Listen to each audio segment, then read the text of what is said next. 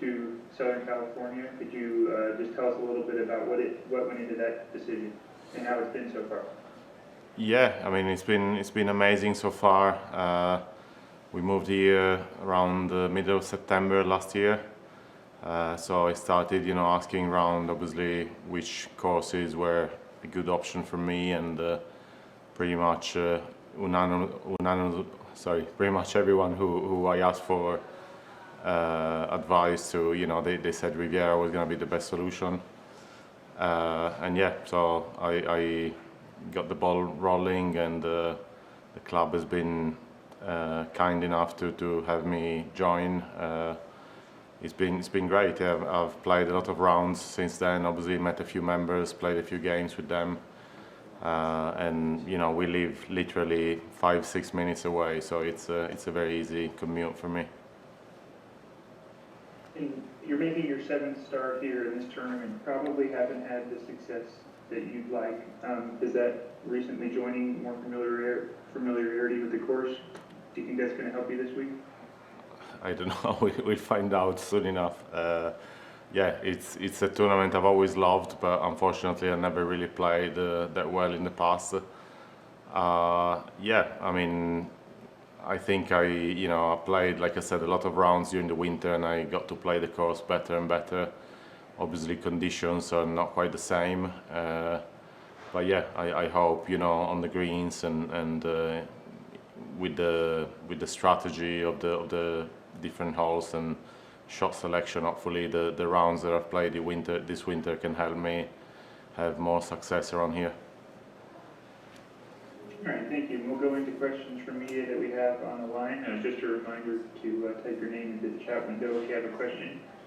We will start with Jeff Shackelford. Go ahead, Jeff. So Francesco, how are you liking life in Los Angeles? What's been the big adjustment, and I know with the pandemic it's hard to get the right kind of dining, but what do you make of the Italian food here? Life in LA has been really good so far. My family loves it. I like it a lot. We've been lucky enough to find good schools for the kids. We go to the beach often. The weather obviously has been a massive improvement from spending the winter in Europe. And the Italian food is not too bad. Yeah, there's some pretty good spots. Next, we will go to Mark Cannizzaro, New York Post. Go ahead, Mark. Hey, Francesco. I've got two completely unrelated things to ask. One is, we were just talking to Brooks Koepka a little while ago, and he was talking about during that stretch when he wasn't having results after such a great run, the frustration level, and he actually had snapped 2 sets of irons over his knee in his living room after a couple of tournaments. Now, I know you're a pretty mild-mannered guy, but you are Italian, after all. I'm wondering if you've ever done that before or been tempted to do so. No, I haven't. I've not done it. Maybe I should try it. I don't know if it worked for Brooks. Maybe I should give it a go. But yeah, I completely understand. Obviously, the frustration. We all put a lot of effort into it, and when results don't go your way, it's not nice. But it's nice to see Brooks back to winning ways in Phoenix, obviously. Do you find the element of, you've had some very, very great runs of success.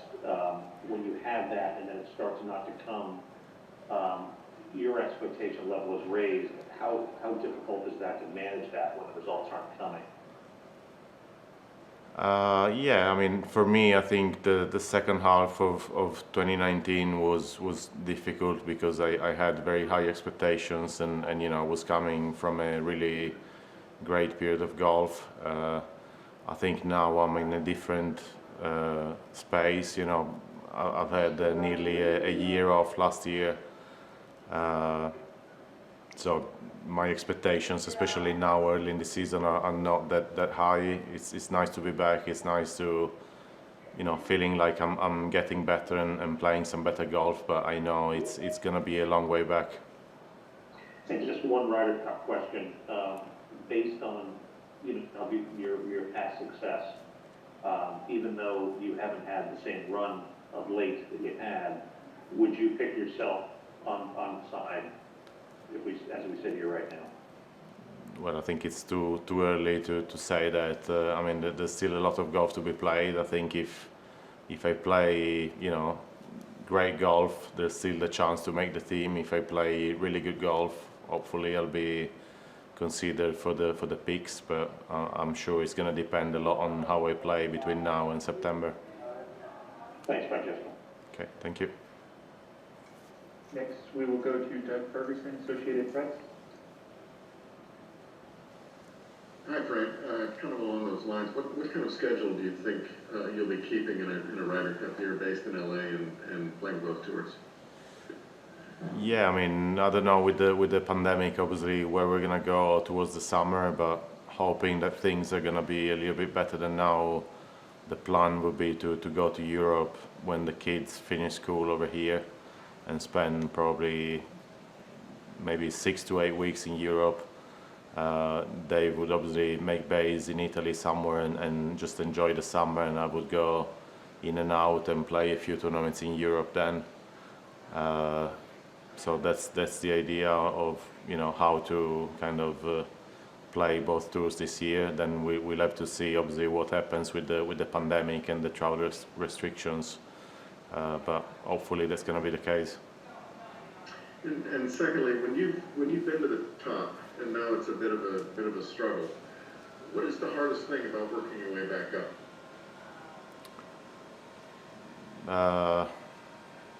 I don't know. I mean, golf it's a competitive sport. The margins are really small, and like I was saying before, everyone nowadays put a lot of effort into it. So I think it's just having the patience to keep working.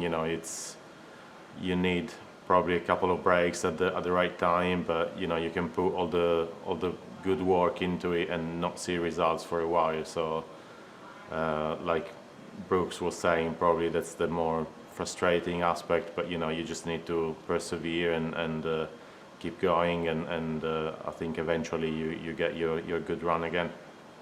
Of all the wonderful traits you have, where does patience fall? Is that one of them for you? Being tested right now?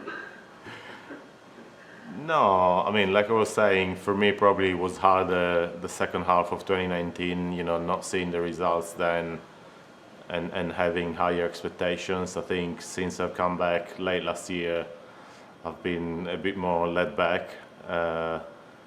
I'm sure, that the competitiveness is coming back little by little, and, my expectations will go up. I've had 2 top 10s the first 2 weeks of the year. So, that sort of result already kind of drives your expectations up. But we'll see. Yeah, so far I've been pretty patient, and I'm sure the patience will finish at some point. That's it. Welcome. Adam Schupak, Golf Week. Go ahead, Adam. Hey there, Francesco. Hi. Well, how do you explain what happened on your first tee shot on Saturday last week? I'm surprised it took so long to hear the question. I don't know. I don't know. I think there's many explanations and none really. The weather, I was messing around with 3-woods last week, so I played with a different 3-wood pretty much every day, and probably went a bit too far with that. But yeah, just a bad swing, bad conditions. Probably not my favorite club in the bag, and that happened. Do you feel though like these good results that you have seen leading up to AT&T that you're starting to turn the corner? Yeah, I think I'm definitely building some momentum. I think about last week, obviously, Fuchs, my caddy, tested positive at the beginning of the week, so he wasn't on the bag, and I think that affected me, especially at the weekend. It's mentally a lot harder when you have to do pretty much everything yourself on the course, and you don't have the usual support from your caddy.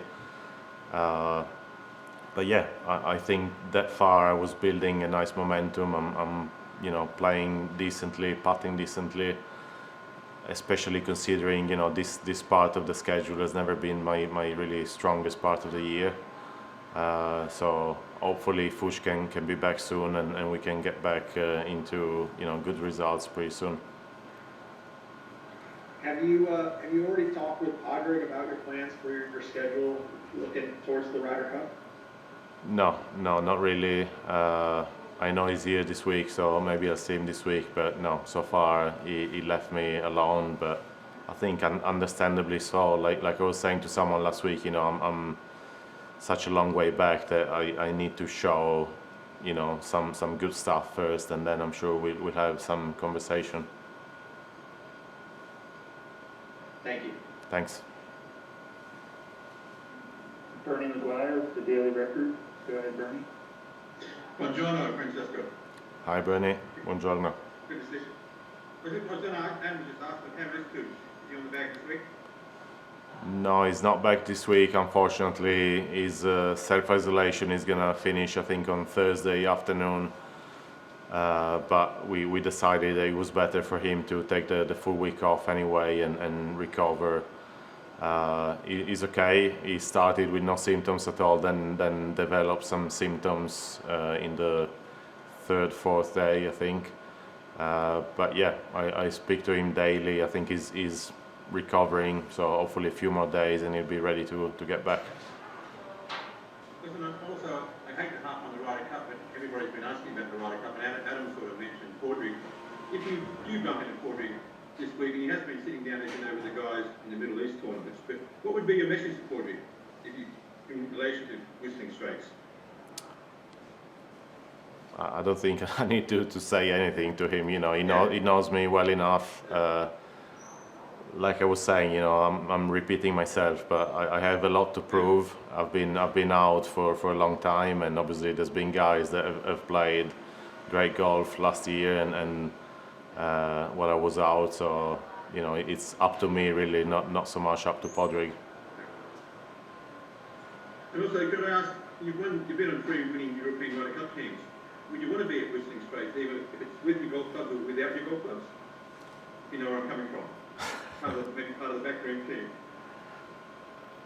I haven't been asked, but yeah, I mean, I love to be there in any capacity. Obviously, the goal is to be there as a player. But yeah, we'll see, how the year goes, and I'm sure we'll have that conversation, if needed, at some point too. And just one last question, as a fellow Callaway staff player, what's the deal with the Callaway Cup now? Yeah, just a small change from the last few years. I still wear Nike clothing, but the cap was out of the deal, and nice to represent Callaway. They've been very good to me, and they're helping as much as they can to get me back where I want to be. So it's nice to have their support. Okay, great to see you, and best wishes to Valentina and the family, okay? I will. Thank you, Ben.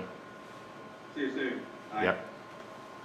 All right, we'll take our last question from Doug Ferguson. One more, Fran, on the Ryder Cup, if you don't mind. Padraig had made a point about a month or so ago that he liked the idea of having limited picks because it just led to a little bit more cohesiveness on the team. There's not second guessing on who should have been picked if you have a lot of them, like the U.S. Has 6 this year. Yeah. What are your thoughts on that? Do you think it's better to have fewer or more? I don't think there's a straight answer, to be honest. I can see definitely Padraig's point. I think if you qualify in some ways, it takes a little bit of pressure off of you.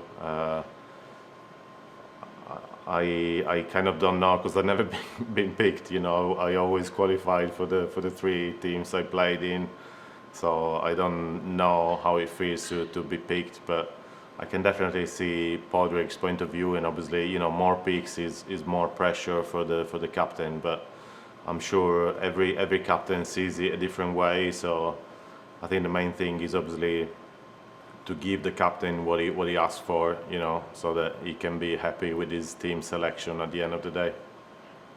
Thank you. All right, so we do have one more question, and then we'll let you go, Francesco. Go ahead, Adam. Francesco, how much do you think past history at the Ryder Cup should matter? Past experience. I don't know. You should ask captains. You know, I've not been in that position, so I think it matters. Obviously, you know, it helps if you've been there already. But in the end, you know, it's just you want to have there the 12 guys that play the best golf possible. So experience is going to be one of the things, but obviously the form you're coming into is a massive factor too. So we'll see. I think it depends also, you know, on how the rest of the team is made up. If you have a lot of rookies already in the qualifying spot, so if you have no rookies at all, that all those dynamics can change. And it's a team event. It's a team of 12 people. So I think it's managing your picks so that, you know, you get the most out of the 12 players as a group, as a total. Thank you. All right, that's a wrap. We appreciate your time, Francesco, and best of luck this week. Thank you very much.